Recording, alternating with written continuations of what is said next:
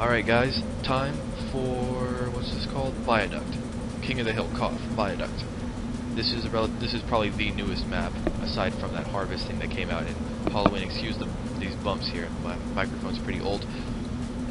We are going to talk about the vocabulary. Now this map gives me horrible frame rate, so sorry if something looks choppy at any point in the video. I'm doing this live as I go through it. This is the spawn. As you're going to see, as soon as I get to the middle, all of a sudden everything's going to get really fuzzy because the name. It's not that there aren't any names; it's that the lack of distinguishing features forces the teams, when you're playing this competitively, to refer to things in terms of direction rather than by name, as opposed to most of the other maps. So anyway, this is the spawn area. This is the outside of the spawn area for the. I believe this is the blue team I'm in. Why not? Let's say it's the blue team. I can't tell. Yeah, it's the blue team actually. See the buildings? Blue.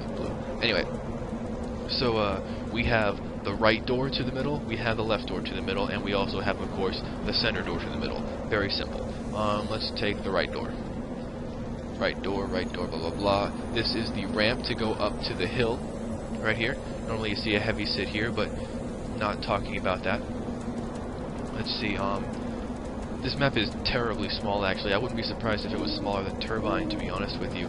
But in terms of ground that you are able to cover on the map, this is definitely smaller than Turbine, probably the smallest competitive map there is.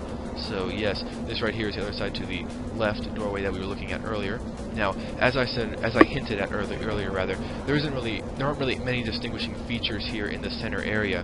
You can definitely look at them and come up with names, because like from the defensive perspective, facing this way, right here we have our left bridge, the left high bridge, and we have this would be the left low bridge, and this would be the right high bridge. So low bridge, high bridge, and this is obviously the center house. But when you're playing competitively on this map, you don't really have much of a choice but to distinguish between direction. You have the far left, the center right, and the high right.